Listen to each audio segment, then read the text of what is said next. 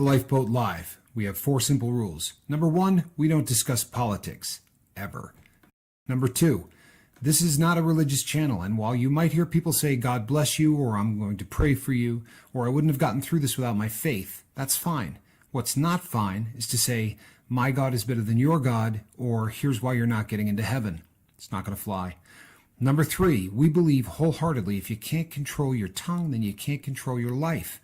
So while on board, there's not going to be any cursing in the live chat, period. And number 4, there is no room for mean people on the lifeboat. Because we discuss very sensitive things from people's past in our group setting, we got to protect those people. The only way they feel confident and comfortable discussing those things is in an environment that is free of trolls and mean people. So if you're a mean person or you're a troll, we're going to block you for life. And if your account happens to be less than 24 hours old, we're probably a little suspicious right from the word go. Why? Well, because there are people in this world who enjoy being cruel solely for the sake of being cruel. It's not going to fly here. But if you're here because you're trying to get sober and live your best life, then you might find that the lifeboat is just that, a lifeboat. I'm Captain Tommy Scoville, and we will see you on deck.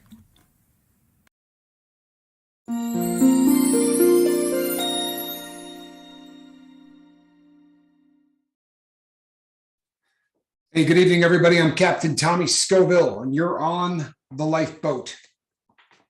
Sorry, people, I'm running a little late. To be honest with you, I didn't have a time-telling device sitting around. I can't back that one up. No, we're going to be showing a bit of a video here in a little bit. I'm going to talk to you guys for a moment first, but we're going to be showing a video, and we were just making sure we had everything set up so that works properly. And you know that I can't do any of that, so I had to rely on my bobbleheaded partner. And yeah, so you saw the title of tonight's video, right? The benzo dope. And if you've been paying attention to anything, you've probably heard about this in the news, or you've caught us talking about it here on the show.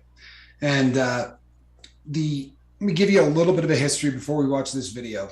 Okay, for the longest time, the people who abused opiates and didn't use pills to do it, people who got so far along that they needed to go to street drugs, bought heroin. In the 70s, all of the heroin in the U.S. was powdered. In the 1980s, heroin started to come into the United States in a very raw form. They would literally just cut the bulb on the poppy, let the sap sort of run out, scrape all of that sap off with a small piece of plastic that looks like a credit card. And then a couple of small processes turns that sap into a very sticky, gooey substance called tar heroin. And regardless of whatever people say, because you hear a lot of stuff about China white and this and China white that, tar heroin was really, really potent, very, very strong, and it was very easily smoked. And I think it was one of the starts of the real modern heroin epidemic. Was this was almost a kind of marketing, you know, trying to talk somebody into putting a needle in their arm the first time is a really difficult thing, but talking somebody into smoking something, I know I would not have ended up addicted to this stuff if by some chance I had to shoot it first, but I became addicted to it by smoking it. Anyway, recently, and I say recently in the last 10 years or so, it has gotten way cheaper for the people making money on drugs to sell fentanyl instead. So instead of this, black, tarry, sticky substance, they now have a powder that more often than not, they make in a designer color to make sure that they distinguish their product from things like meth or cocaine or whatever. So from what I understand, you're seeing a lot of it in purple and pink and different colors like that, probably just food coloring. But this has been, the fentanyl crisis that's been killing so many people. Fentanyl, as most of you know, because we beat this drum all the time, is up to 50 times stronger than heroin.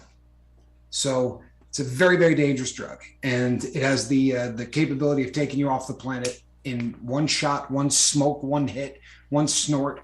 No matter how you ingest this chemical, it can kill you. Now, from a drug addict's standpoint, it is a much stronger buzz. It's going to hit you harder. But the problem with fentanyl has always been for the end user, for the whatever you want to call them. You know, if it was me, I would call me a junkie. But for the end user, for the junkie, the real problem with fentanyl is it's straight up and it's straight down. So as opposed to shooting up once every 8 hours, which is about pretty much standard for something like heroin, and that's what most addicts were used to. So they might every 6 hours, if they're rolling in money, they might fix. But usually the term was, it had legs. That would be the reference to how long the buzz would last. And with heroin, usually the legs would last about 8 hours. With fentanyl, it's not the case. You get a really ridiculously strong buzz, but usually 2 to 3 hours later, they're coming back for the next one. So it was a very sort of fast acting kind of thing. And obviously, if you're the end user, you complain about that, for real, right? So the drug dealers heard things like, yeah, it's a hell of a buzz, but it doesn't have any legs. And I give you $10 for it, and then I got to give you $10 again 2 hours later. Where's the black stuff? I'd rather do the heroin. So to combat this, they started to cut the fentanyl with something to give it legs, right? Which is a crying shame. But what they started to cut into it was a benzo, right? It was a benzodiazepine, very much from the family of things like Xanax, Valium, things like that. And trying to think of the name of it. It's I something a lamb. I'm blanking on it. Yeah, but it was it's a very odd benzo because it's something that can be smoked, and that's really where the problem comes in, because now you're getting a very, very strong substance into the body mixed with a very strong substance. And it's one of those rare occasions where both of these things mixed together are about 5 to 10 times more deadly than they would be on their own, right? The byproduct of mixing these two things together, Itizolam.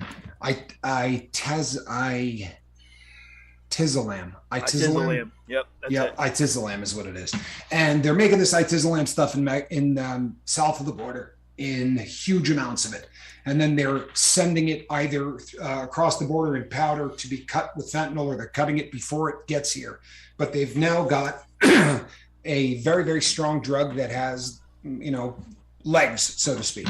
The drug buzz now will last much closer to the 8 hour mark, but it'll fold you in half like a wallet or knock you completely unconscious. And it's not, normally you would see somebody smoking, they take a couple of hits and they talk for a little while, they take a couple of hits. And within 10, 15 minutes, when it really started to come on, you'd start to see what people in the drug, world called the nod. And we've talked about this many times on the show. It's where the head starts to do this one, right? And, you sort of catch yourself as your chin almost hits your chest, and you sort of wake back up, and then, no, I'm awake, that kind of thing. Now, this is a very, very different concept. People are injecting or smoking or snorting this, and the second this stuff enters your body, it comes on, and it can knock you just completely unconscious or worse. Now, where this is really dangerous, people, is that, there's an antidote for the overdose, right? There always has been an antidote for what happens when somebody overdoses on opiates. And we've talked about it. If you're new to the show, you may not know, but if you're a crew member of the lifeboat, we talk all the time about Narcan, right? And Narcan either comes in a nasal spray or it comes in an injection that you shoot into the fat of a person's body, normally shoulder, butt cheek kind of thing. And sometimes on really good dope back in the day, you might have to give somebody 2 shots, right? That first one may not bring them, back from the dead, so to speak. And it's very much how it happens too. When you inject somebody who's in the process of overdosing, it binds all of that opiate up and it kicks all of it off of the receptors on the brainstem. And the person goes from being wasted and almost completely unconscious to sober and in withdrawal in a matter of seconds. They're usually not very happy with the fact that you brought them back from the dead, as crazy as that is. Usually they're very, very angry by the fact that all of a sudden, my buzz is gone, kind of a thing. So my bobbleheaded partner has found a pretty powerful clip of film that, do we still call it film? Is that even right? I don't even know. I guess what we're into video. Yeah. Right? There's no such thing as film anymore, period. That dates you, doesn't it? Oh you my say God. things like film. It's just an old man. It is what it is. But we have a video clip that we would like to show everybody here. And you know what, people? We always do the bit of a warning kind of a thing. Look, this could be a trigger for some people, but keeping in mind that this was basically not just my drug of choice, but also the way that I delivered it, right? Was smoking it off a tin foil. If I can get through this, I think you guys can. But if you feel like this could be too much of a trigger, I got an idea. Walk away. We'll be here tomorrow night. Yep. You know what I mean? I don't want to put anybody into a situation like that. So if this is something that's going to trigger you, we'll see you tomorrow night, right? We love you. Exactly. For the rest of you, pay okay. attention. All right, guys. Yes. Just so you know, we will stop this a couple times throughout this, just for fair use issues. And it's not a very long video anyway, but it really goes straight to what Tommy just said. You guys will see it. It's not going to be hard to see. We're probably not going to even have to hardly explain it. I'm going to try to make sure that the audio is on, because I want you to hear what this man's wife says. Okay. It's, man, and I'll apologize in advance for this too. There is some cursing in here, but that's just part of life, guys. So you know what? Honestly, there are times that we keep it out of the comment section because we're controlling ourselves, but this is not us, right? I think we'll get by this. I promise. Okay. All right. So here we go. I'm gonna go ahead and flash this over, guys. Let me know. Can you guys see that? Give me a 5 for 5 before I even push any further here. Tommy, can you see it on your screen? Not as yet, but okay. We're on a pretty good delay. A little bit of a delay there. Yeah, I forgot about that. Okay. Well, I'm gonna go ahead and start it because I think everybody can see it. So we'll go there. I'm pretty sure everybody can. Yeah, full hope says 5 for 5. All right, we're good. Can you see it now, Tommy? Good. Yes, okay. Now I can. Okay. Absolutely, right now. All right. So I'm gonna go ahead and fire this up, guys. Again, probably stop it a couple times throughout this, but here we go. Yeah, but okay. We're on a pretty good delay. Sorry about that.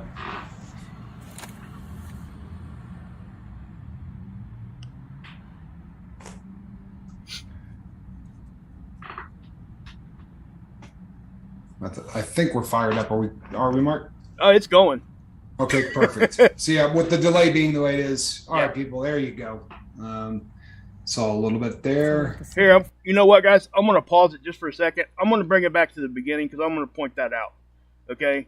I want you to see, because he literally just got through smoking it. You see the foil on his hand right there? You guys will see it. But just watch this. I mean, it just floored me, man.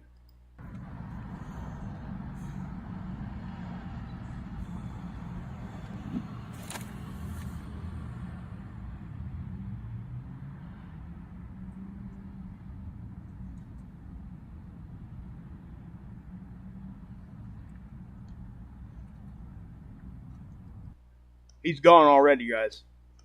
Literally. Already. That's how fast this is. But here we'll do this again. So we have to sit here for quite a few hours while you fall asleep? Hey? Mm-hmm. Well, can we just not then? I ain't taking all that shit away. Because you don't need it. Yeah, you see right there, the eyes starting to roll. You can't even, That's the point at which, it's gone. He's gone already. Literally. Yeah. Literally gone. And the thing is this, people, at that point, again, if this were the old days, the majority of, as I said, I used the needle for a period of time that I was a drug user. But for the most part, and here she goes trying to get him back awake. Yeah, I'm going to go ahead and fire it back up. I paused it so you could say that. So yeah, no, you're good. All right, we'll go ahead and fire it back up. But normally that would be a 15-minute process, exactly. Not a 5-second process. So I got to figure out where the Shoppers is on my own and how long it's going to be. You're going to nod off for, you're fucked for the next couple of hours now. Really pretty amazing. This is awesome. Hey? He literally doesn't know where he's at. He doesn't know anything, guys.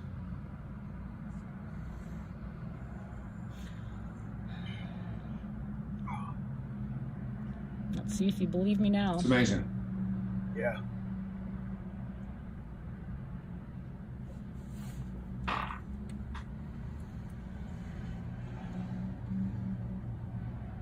And I'm gonna point something out real quick. I pause it right there. I want you guys to pay attention, especially close to the end of the video. He's going to say, "Where is my stuff?" So just watch this. It's freaking nuts. I mean, he comes up out of it however you can, but You know, and you don't have to pause it, but you also got to realize this is not a small individual, right? This is a grown man, and a fairly decent sized one. that's a great point. I didn't even think about that.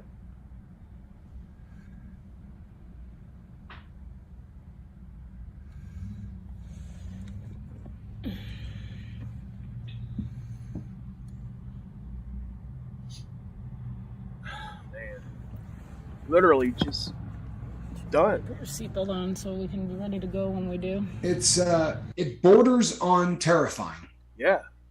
And you know something? He's a goner, Miss V says. You're absolutely right. And Space Diesel says, dude is blasted. The truth is, this is the kind of thing that can be really funny. I'm sorry, just keeping it real. Okay. You know, if in my day, the number of people who I took pictures of who were in the process of nodding out, because believe it or not, people, when he comes to, very often he'll do the, what? I'm not out. Yeah. He'll be like, look, your head has been in your lap for 20 minutes. No, it's not. You know, so you end up taking pictures of them or messing with them when they were out. Like, this was something that we used to joke about pretty routinely. This was a funny thing to us. But with the onset of this substance, this is a death sentence. Yeah. You know, the number of people that are dying, it's astounding. And the fact that, we talk about this all the time, cutting fentanyl alone is a really dangerous process, right? If you cut the fentanyl wrong, you're dead. Right. It's that strong, right? If you don't put enough cut on fentanyl and you don't blend it up the right way, someone's going to die. The question becomes how many people are going to die and who gets what batch. It's that simple, right? Really now is. let's put another chemical in there that is going to make it 10 times stronger, right? And more dangerous. 2 of the strongest respiratory depressants on the planet. We're going to mix them and make it so that you can get it into your system instantly. I know we've talked about this in the past, people, but when you inhale something into your lungs, it is the fastest delivery system that you can possibly get anything into your system with. And I know people argue this point. Go ahead and Google it. See if I'm wrong. Right, exactly. The speed at which drugs can enter your system through your lungs is faster than it can even in the bloodstream. Because basically with the bloodstream, you're popping it in there, and that little section of dope is got to travel through your entire bloodstream, and it's got to make several of those trips before it breaks up into the entire bloodstream. That makes sense. And it's in one section. And let me make you take a hit, and it basically that poison that guy just inhaled is getting evenly distributed through his entire bloodstream in a matter of seconds. It's terrifying. Yeah, Go ahead, Mark. I'm sorry. Oh no, it's okay. You're on point, man. But I just I'm going to point out that this is something that most people probably wouldn't pick up on, and I'm Tommy's picking up on it just like I am because this is who we are. But the woman in the seat, okay? Did you hear what she said just 2 seconds ago? She said, "Give me your seatbelt. I'm going to go ahead and click you in." What does that say? That right there is telling you that woman loves this man. He's over here doing what he's doing, and she is still concerned with his safety. Okay, so, and, she's mad, but my gosh, she still cares. And this has been my experience through my life, and I'm sure Tommy feels the same way. There's people out there that care about you. And this is just a great video all around. So what I'm going to do, Tommy, I'm going to go ahead and play it, but I'm going to turn the volume down. That way, if we got something to say, we can just kind of say. And if I think that she's saying something that I want everybody to hear, I'll turn it back up. But all right, here we go.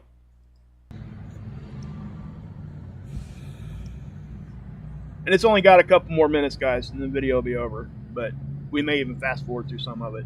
It's pretty much just watching him nod. And Miss V says yes, but she's helping him to do it. When this video is done, Miss V, I'm going to talk to you about that, exactly that, because you make a good point. But I definitely want to comment to that. Yep. Because I think that's that's insightful. I would also say this to you guys. If you looked at the thumbnail, that's what it looks like on the street.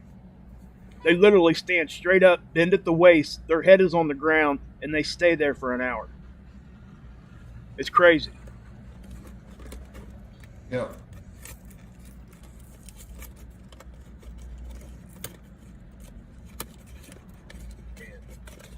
Also, guys, you know, carfentanil was for elephants. The stuff they're using now is horse tranquilizer.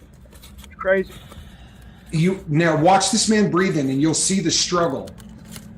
I mean, if you pay attention to it, you will see that he's. I mean, if there wasn't somebody there, you know, this is the position that most addicts die in. He's restricting his airway. So his head comes down to the chest, that closes off the back, and when you get to that normally wakes you up, yep. He's going to sleep right through that, and that will be the end of his time on this planet. Yep. And you guys can see him just slowly slouching further and further. Yeah. He looks so comfy. And it's so normal to her. She's eating. I mean, eating and filming. Yeah. And I think, I guarantee you that the original intent of this film was not to put this on the internet. This was probably because they argue about him nodding out on a regular basis. She's going to show it. She wanted to be able to show him. Yep, 100, man. And you can tell, guys, she's not a dirty person either. He doesn't look dirty. So, I mean, she's probably taking care of him. Right? Further and further and further. And people, the more that somebody folds up, right? Think about the airways. You know, now we've got the airway, you know, the chest is closing it off, the throat is closing it off. I really am happy that this video is being played, because if you see someone like this, you know, in the old days, honestly, you could leave someone like that. You'd go over and check on them, but you could allow somebody a decent nod and just sort of let them go. This isn't the dope from a year ago or 5 years ago or 10 years ago. You cannot. Yeah, leaving someone in the position that he's in right now is a really dangerous thing to do. I want you guys to listen to what she just said. I'm going to back it up just about 10 seconds. Listen to what he says. Any chance you could, like, put your seatbelt on so we're ready to go somewhere soon? Where am I? Doesn't get much more clear than that, guys. He doesn't know where he's at. Literally asking where he's at. Same place we've been for the last few hours. Really?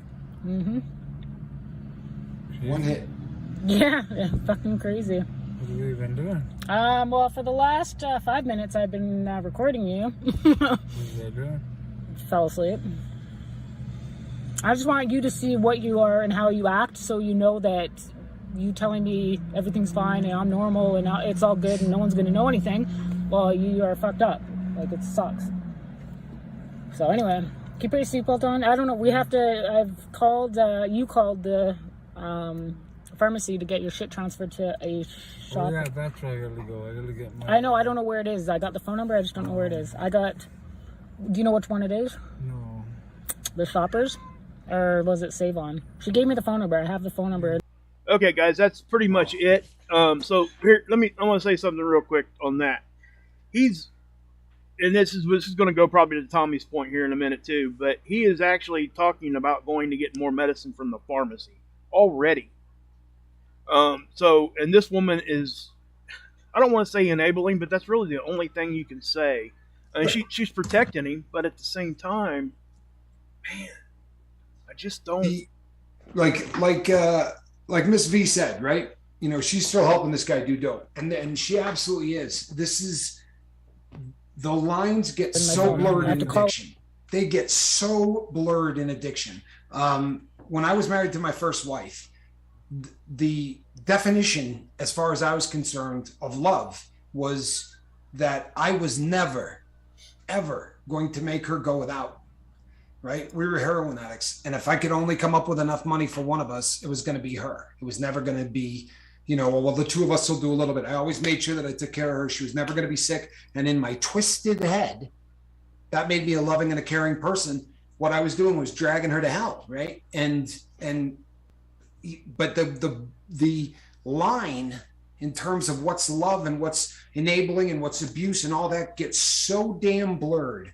It's astounding. And like I remember, I can't tell you how many times that I end up in jail, right? You get arrested, you get handcuffed, you get brought down, and they throw you in a cell. And the first 7 days of hell on earth, right? But by day 7, all of these things that were just so clear cut to you 7 days earlier are now hitting you like, good God, what the hell's wrong with me?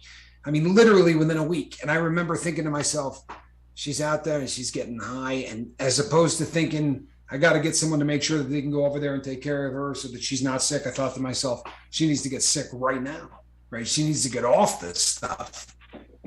She's going to end up dead. I'm not it's a terrifying world. And the longer that people are in it, the more that things that are just the most incongruous crap in the entire world starts to make sense, right? The fact that she was not in a dead panic, that this man is literally doubled over, right? And anybody else, and like Mark says, look like what, a curly fry? She's sitting there eating, having a couple curly fries, no big deal, and knows enough, right? This guy's been out enough times where when she shoves him all the way over into the corner, right? She gives him 1 or 2 more quick shoves. She knows just how much she's got to sort of harass him to get him to, sort of sit up. The major makes a good point there. He's commenting on, what the guy was saying pretty much. He says, I have no idea what the problem is. I haven't done anything different. I haven't seen anybody. I haven't gone out. I haven't done anything different. And that's, I don't know. I think that's what he was talking about there. Unless I'm wrong. I don't know. I could be wrong on that. He says, but I want to pull my hair out if I have any. The Major's having, you know what? It sounds like you might be having a tough time. And you know what, Major? Here's the thing. So often as addicts, we find ourselves in that feeling where we're not right and we don't know why, right? We've touched on this a couple of times, even recently. But this is one of those things that happens to virtually every single addict on the planet.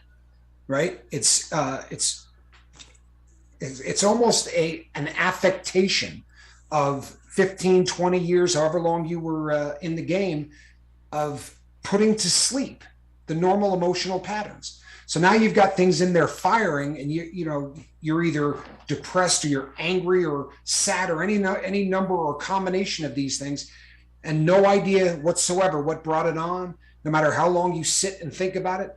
It's one of those situations that I find, and this is just me, that the quicker I stop trying to figure out exactly why this is happening to me and just go directly into the process of trying to, go through my toolbox of how to snap myself the hell out of this. Yeah. And, I talked last Saturday, I think, about how a friend called me and said, I don't know what the hell's wrong with me. I really don't know what the hell's wrong with me, but I'm just not right. And the act of just talking, very often, by the time we were done talking, this person was like, oh, yeah, I know exactly what's wrong with me. Thank you. And I didn't really say much of anything, but I sat and listened to him. Very often, Major, we sit and keep all of that in while we're alone. And the more we keep it in and the more we think about it, it just starts to fester and everything else. Coming here and saying, hey, I'm not feeling, normal, there's something wrong, is usually the best medicine, truthfully. Yeah. Just don't bottle that stuff up. Yeah, the communication has to be there, guys. Even if you're only communicating with yourself. We said that a lot. Go look in the mirror and talk to yourself. And it sounds weird, but I mean, come on. Nobody else is ever going to know you did it unless you want to tell somebody. So. And M. Hunt says he is here and he is sober today. I'm proud of you, brother. I really am. I am proud of you. People, I want to make sure that we're perfectly clear that the purpose of the video isn't to shock anybody. It isn't to make people uncomfortable, because again, for me to watch people nod, I promise you is something that it stirs up emotions. I'm not going to call it a trigger because it isn't, but it definitely stirs up emotions from my past. But it really is probably more important a video than we're giving it credit for. Yeah. You know, because when we come on here and we beat the drum, it's a lot of times it's just words. You know what I mean? We can come on here and say, I don't think you have any idea how strong this crap is, right? If that had been me 7 years ago, getting high on heroin and doing what I did, to get to the position that man was in right there would have cost me $500 for real. Yep. You know, I didn't nod until the end of the day. I could do dope all day long and just continually put more and more on. And by say 10 or 11 o'clock at night, I would start to get to that kind of a position, because I was brought on not just by the dope, but by being tired. That man took one hit. Took one hit. The strength of this stuff, you know, it's terrifying. For those of you who have been on the boat for any length of time, you've heard us say a lot, right? Whatever you do, don't mix opiates and benzodiazepines, right? The list of famous stars that died that way, we could take the rest of the show listing. Philip Seymour Hoffman, the cat that played Batman. I mean, almost every overdose in the last couple of years. Prince. Yes, of famous people tends to be a combination of those two substances. Again, they're both respiratory depressants.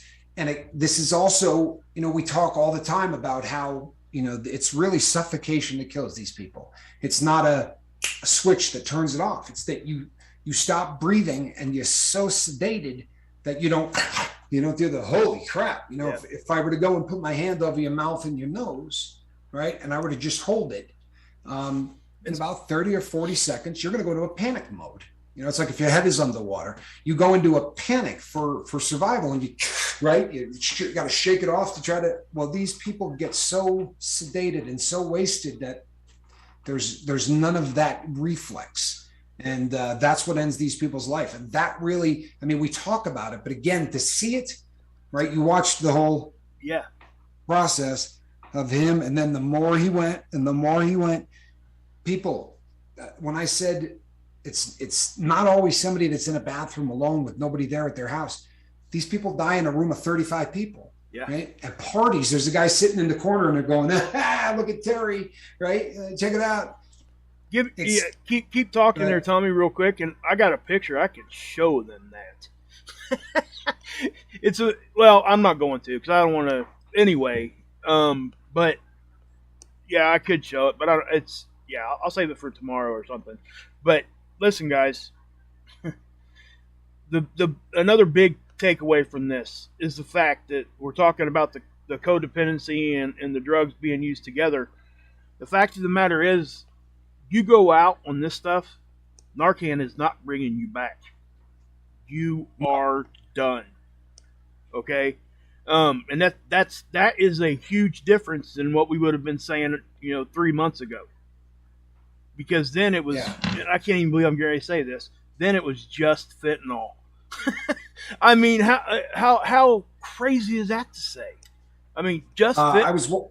I was watching a video where they were interviewing a drug dealer who said fentanyl was a really safe drug. I know, it's insane, right? Wow. And the woman doing the interview said, that really is a bizarre thing to hear come out of someone's mouth. And she said, well, compared to what's going on when they cut in the benzos, it really is night and day. Obviously, very dangerous drug before this started. But, when we say the Narcan doesn't work, people, it's not just a matter of strength.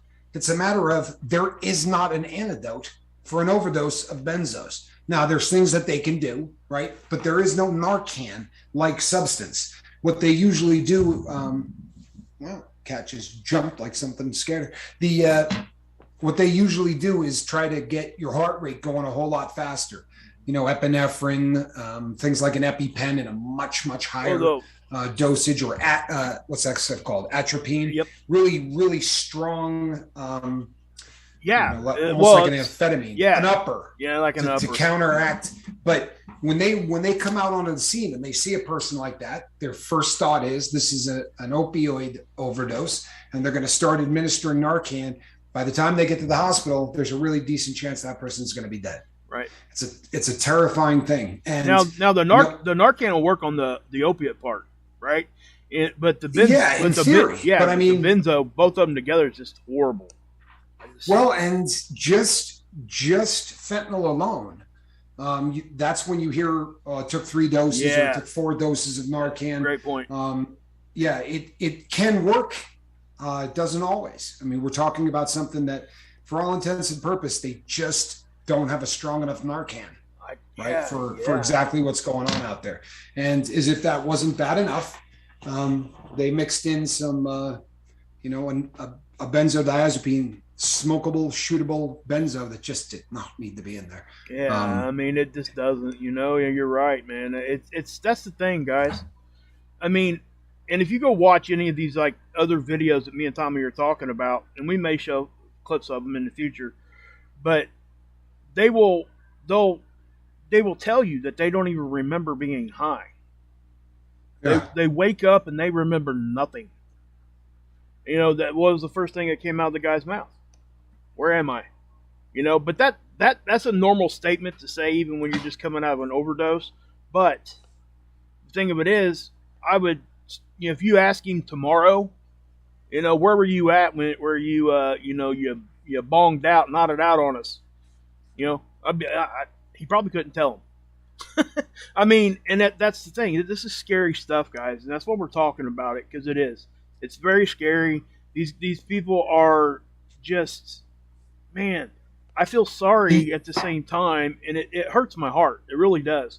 Because some of these people, we got to keep in mind that everybody out there is somebody's mom, somebody's dad, somebody's kid, somebody's family. I mean, they weren't always addicted. So that's what I'm trying to say. And I know that when we talk about this subject, well, they made their bed and all this other kind of stuff. They need to lay in it. No, don't buy into that. Just don't buy it. It's not healthy. It's just not. It's the whole pointing finger, pointing blame onto somebody. Pete Prada, I am sorry to hear that. Truthfully, I am. I am very, very sorry to hear that. There are so many people. There are just so many people. There's nobody in the U.S. that doesn't know somebody. I mean, literally, that's where we're at. And if you think about it, and I know you guys got to be saying, I am so tired of hearing Tommy say this, but it is the number one cause of death between the ages of 18 and 45. And if that's the case, how the hell could we all not know somebody? Now, obviously, it's a lot more personal for T. Prada, and we're so sorry, but it's. Yeah, T. Prada, I'm sorry. That's a horrible thing to go through, man. Prayers. It really is, and the sad thing, people, is that it's gaining momentum. As we talk about the leading indicators, remember we talked about this? Okay, well, the overdoses that we have been reading about in all of the statistics, right? Those statistics have been piling up for the last 10 years. Those were fentanyl overdoses. For real. Those were fentanyl overdoses. Now we're just starting, really, last year and a half, somewhere in there, we're just starting to see the overdoses from the combination of the benzo stuff. And, the show we did about Frankenstein, that drug was the exact same concept. That's benzo dope. But apparently in Ohio, they're pressing it in pills, and the people are eating it. Dangerous as hell, obviously, but not like shooting it or smoking it or anything like that. That's really, we're elevating it to the next level. We're just taking that and really, making it so much more dangerous. And smoking it or shooting it. Go ahead. And I think that our whole society is starting to understand that, once one drug isn't there, something is usually close behind. And the thing of it is, what's different this time is that the fentanyl was always there. The heroin was always there. But yet they're still trying to find other stuff. Nobody was stopping that stuff from getting to them. So why are they choosing to do this? Well, I can tell you what's happening. And there's a whole lot of political stuff with that too, but I'm not even going to go down that road. The drug dealers are trying to make as much money as they can. Bingo. That's where it comes from. And some of this happened during that lockdown that we all endured. Yeah, right? That lockdown did an awful lot to hinder supply chains of everything. right? When you went to the store to get toilet paper and couldn't, I promise you the same thing was happening with drugs and everything else. And it started to get to a point where supply chains from other parts of the world that usually brought in this substance wasn't happening. And anytime something starts drying up, they're going to come out with a new way to get it here, and or a new way to meet the supply. Let me say this too, guys. They can now, and I know that this was probably the plan from the beginning, but where's all of it was coming from was the big red country over there, right? So when they stopped that, when their president said, hey, we're going to make it illegal to sell that stuff to the U.S., and they did. Okay, they did. They followed through with that. But what they did is they started selling and shipping stuff over the ingredients to make it. Okay, so that was a workaround, is what they did.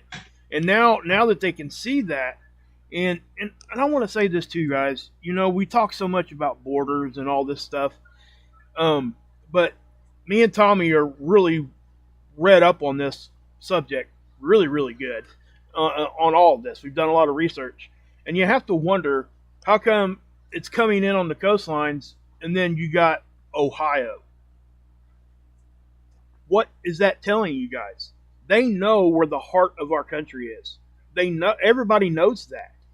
So in order to get it out to the Midwest type of the central part of our country, that's where they're taking it. That's where they're pushing it out from. And and again, I'm not taking this isn't about a political discussion. It ain't that at all. I'm just saying that's where the drugs are coming out of, and that's how they're getting to the states and everything else around here where I live in the Midwest. And I'm telling you guys that it's a very conservative environment where I live. That is intentional. Okay, so if they can affect those people, they think they've won, all these kinds of things. And I have to say, the numbers we see with the overdose deaths, I swear to God, I think you could probably times those by 30. They're just not getting recorded right. No way. There's just no way. And yeah. I'm sorry I get fired up about this. This stuff really upsets me. I mean, I can't, I'm not going to sit here and lie to you. A lot of times when I'm watching these videos, looking at them, I'll sit there and cry the whole stinking time I'm watching it. Because it hits me that hard. Because I know I'm looking at my partner across the screen. That could have been him. It could have been me. It could have been somebody that I love that kicked the habit. It could have been any of these people. And I try to really put, I got a teenage daughter. I look at her and I'm sitting there, because when I'm doing my streams, I'm sitting at my dining room table right now, and my daughter is actually taking a nap on the couch, not 10 feet away from me. So as I'm watching these things, I can see my daughter, and it's like it was like, I don't know, maybe 2 or 3 months ago, it really clicked in my head, like, man, you really got to make sure that she knows what the heck is going on, because that's the other bad thing about this, guys. It's not being talked about enough. And that's why we're blowing the horn on this. Talk to your kids. Talk to your kids. Talk to your nieces, your nephews. Talk to the kid going down the street on his bike, if that's even a thing anymore. But just thought, and again, I'm sorry. I really do get passionate about this. This really just gets me going. So, you know what? No, sorry, not sorry. You know what I mean? It's starting to get to the point. Hold on one second. I was into anabolics for a while. All these gym bros are pumping themselves up on steroids from the big red country as well. It's scary. You know what? Here's the thing. Supply and demand, right? It's if you have ever taken any kind of economics, supply and demand is really, really basic stuff. And when there is a demand, someone is going to meet the supply. But as Mark said, this is really one of the. I just saw something I got to comment. Go ahead. No, I think I'm going to stop exactly what I was talking about, because the major said, "Yeah, don't talk to them, listen to them." And here's the thing: it is super important to listen to your kids. There's no question. It is really, really important to listen to your kids, and it is one of the things that parents routinely don't do, and because of that, they miss a lot. right? But you got to do a lot of talking, because the warnings that need to go out right now, make sure you're listening to your kids, but make sure you're talking to them. Make sure that you're telling them about this crap, because it's, we get it in our head that we just saw that video. This is a guy sitting in a car, right? He's a stone cold junkie. His wife's obviously a junkie. They're sitting there getting high, and they're already at the pharmacy to go get more dope, right? Yep. But the real terror is the kid that's never gotten high before in his entire life, and there's just one pill, right? And everybody's going, it's a Percocet. You're gonna love this, man. You're worried about it, take a half. Right? Just take a half of one, whatever. This stuff is poison. And it is not just a wolf in sheep's clothing, right? It's so much worse than that. It really is. It's the shepherd at this point, right? That's evil. It's as frightening a concept as possible, because it can be the first time. It doesn't have to be. We always tend to think of the people who overdose on this stuff as people that, made a choice for that lifestyle, right? They're just partying their asses off. And this is what happens over years and years and years. But a lot of these deaths are people that the first time they take a pill, it's over. And the only way to combat that is to make sure that we talk to every kid that will listen. It's so important what you just said. I mean, honestly. And again, guys, you don't want to be that parent that sits there and didn't take the time, or was too scared or too embarrassed or didn't know what to do, and not talk to your child, and then something bad happens. I couldn't, man, they'd have to dig a hole right next to my child if that happened to me. If it's difficult for you, honestly, if you're really having a tough time talking to them and it just feels like one of those situations that, you're uncomfortable with, send me a text. Yep. Straight up. I will be more than happy to talk to your kids. I'd be more than happy to. I promise you. 100%. I can't think of anything I would be more happy to do. If that's an issue, you do not tell them. They will not listen. You can't scream at them. Is basically, I think, is the point that we need to make here. But you can be very, very assertive. And if you have to scream, you have to scream. But they need to hear you. So just do that. And there are times where you got to scream. I'm sorry. They're not going to hear you. How are you not going to, you know what I mean? And again, and it's okay for us to disagree. I'm not going at anybody here. No, but I'm a bit lost, because the previous comment was inform them. I mean, are we doing the Vulcan mind meld? You know what I'm saying? Because in order to inform, anytime I've informed anybody, it does require me talking to them. You know what I mean? You got to tell them exactly what's going on. If what you're saying is don't preach to them or don't lecture to them or whatever, I guess I kind of get that. But to inform them, tell you what, we're splitting hairs here. I'm all about informing them. Right. All right, how's that? We can agree on that. And I think that, we have all of us that are, here just trying to live life, especially guys, you're not their friend. You're their parent. Oh my God. Tracy Mack. Did you read that? Tracy Mack, I'm so sorry. My son's 18-year-old son was trying pills for the first time because his girlfriend took pills, the wrong combination, and he OD'd right before graduation. Sad day for all. Yeah, it's that sucks, Tracy. I'm so sorry. And I'm not trying to use this as an example because it's your loved one. I'm not trying to, but my gosh. It's an example, Tommy. It is. It really is. I'm sorry this is exactly what I'm talking about. It's just awful. It really is. It's absolutely awful. Tracy. Wow. I'm sorry. Yeah. I really am. I don't know. I can't even begin to tell you how sorry I am. It's the reason we keep banging this drum. It's the reason that we're passionate. It's because it's happening every single friggin' day. It's just and Tracy, so many times a day. And there's no good answer here as far as trying to help you feel better or anything like that. But if kids, you can send them over here. You can send them somewhere to go look and watch if that's just something that they need. And again, you're talking about a pill problem there, and And that right there, we have to put in perspective too, that is dangerous. Just because we're talking about this crazy dangerous stuff doesn't mean that the other stuff doesn't still exist, because it Right. does. We're just telling you everything else that's going on here, and the other stuff is killing people too. And Yeah, and no question.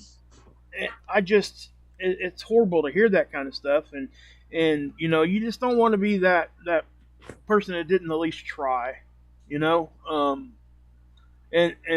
I'm not so naive to sit here and think that my child's always going to listen to what I say, but I do want to give them that chance. And again, I think everybody's situation is individualized at a very drastic way, depending on the family dynamics. And I think that a parent can read the room. They can read the room on their children. So, there's always a time for assertiveness. There's a time for being passive. There's a time for just listening. All that. There is definitely. But there has to be that communication. That's the biggest point that we're trying to make on this. The communication is such a big thing. So please keep talking. Even if the conversation doesn't seem so pleasant, keep the conversation rolling, because the more you get your kids to talk, they're going to unintentionally give you clues. You gotta listen. Just like the Major said, but you have to initiate that first. And sometimes you have to scream at somebody to get them to hear you. And I do think that, again, that's an individual. You got to read your own child. And that's just my opinion. But, it really is a hard thing to talk about and try to walk a line there, because I think that all of it applies. You know what I mean? I really do. Yeah. Well, and you know what, people, my suggestion would be this, the way I do it is this. In one bust, they seized 10 million Perk 30s that aren't Perk 30s. The color's slightly different. The way that the stamp is put in there, they say, is a little bit rough around the edges. But unless you got 3 of them, right? 2 good ones, 1 fake one that you could sit there, and the bottom line is you just don't know unless you know exactly where that came from, as in the pharmacist handed it to you with a bottle that your name was on. You're really running the risk of coming across one of these, and the number of people who are dying from this. If I had told you people 5 years ago that the number 1 cause of death from 18 to 45 would have been dope overdose, you would have thought I was an idiot. But that's the world we live in. And our kids are approaching that age of 18 to 45, right? If you got a kid that's 15, 16, 17, he is a couple of years away from being right in the wheelhouse where the most logical and likely way that he or she is going to die is by a drug overdose. If somebody doesn't intervene right now, that is the best possible case scenario, is that you get into the middle of this, you start talking to them, and they're not one of those statistics, right? Because that's the leading cause of death. Let's do something to try to stop it. That's all. Let's I do want to show the beginning of that video one more time before we bounce off here. I really want everybody to see what actually happens now that we've talked about it. And I think when you guys watch this again, you're going to see it through a different filter. Okay? Because now you've gotten everything we just talked about all night long. Now watch this again real quick, and I think it's going to mean a little bit different than most people. So anyway, here we go. I'll fire it up real quick. Joanna W., I'm going to talk over this a little bit. I'm sorry. Joanna W. said, are they in prescriptions? Here's the deal. You're not going to get it from a pharmacy in a prescription, right? But the fake pills that are on the street absolutely mirror what you would get from a pharmacy. They're almost identical. But no, pharmacies are not giving out fake Percocets, at least not to the best of my knowledge anywhere yet. I haven't heard that one. Right. And I want to do this because I never did do that. Hold on a second. I'm going to take this back to the beginning, and I want you guys to look at this still, just real quick. Okay? You see what he's got in his hand? You guys see that, right? It's a piece of foil. He's got a cigarette in his hand. Now, that's a pipe, isn't it, Tommy? Is that a pipe? It's a tube. It's a straw. Straw. They did that. Okay. Yeah. That's what he's using to smoke through. But the thing of it is, he never lets go of that. No. And the reason why is because that's what's important to him. His woman has to take that from him. Yeah. And I'll go ahead and play it again because he just took the hit, just did that, and I'm going to see how many seconds it takes him. It can't be no more than 15, 20 seconds, is it, Tommy? Something like that. Yeah. And he is, yeah, it's damn near instant. Yeah, he's gone, guys. Look, 19 seconds. His eyes are closed. He's checked out. God dang, man. And let me show you this too, real quick. I'll take it closer to the end of the video. Watch his eyes when he wakes up.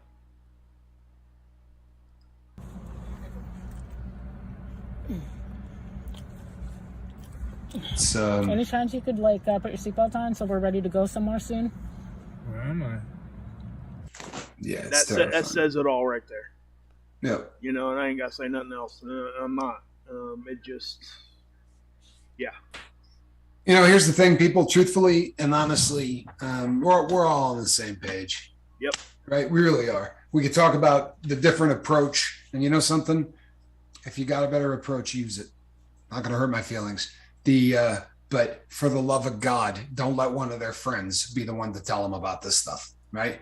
Let's just make sure that you make a really serious effort.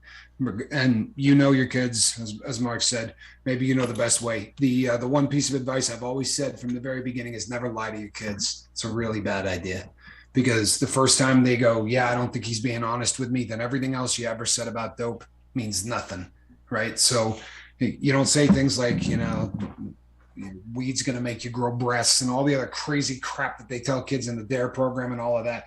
Any questions? There's a whole bunch of videos on it. We call the Ounce of Prevention. People, we're at the top of the hour. Yep. I want to say listen, one more thing. You know, go ahead. Tracy, I am so sorry again. Yeah. You know, I was it T Prada? It was T Prada lost her sister and Tracy lost Yeah. her. Okay. Yeah, I'm sorry. I was off there a little bit. No, but you know, guys, at the end of the day, that's exactly what we're trying to stop.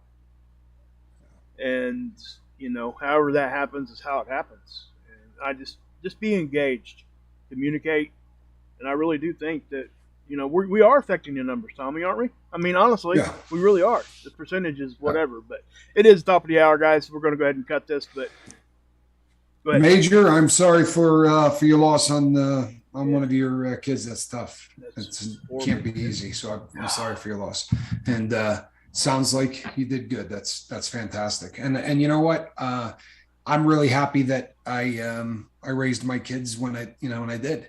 You know, because I don't know how well I would have done. I wasn't a great dad. I think I got lucky that my kids are not.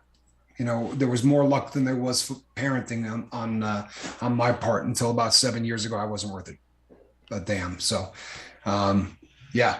All right, people. We'll be back in 23 hours.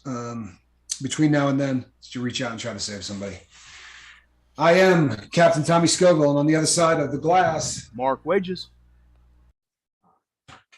Cat in the basket. Good night, everybody. We love you.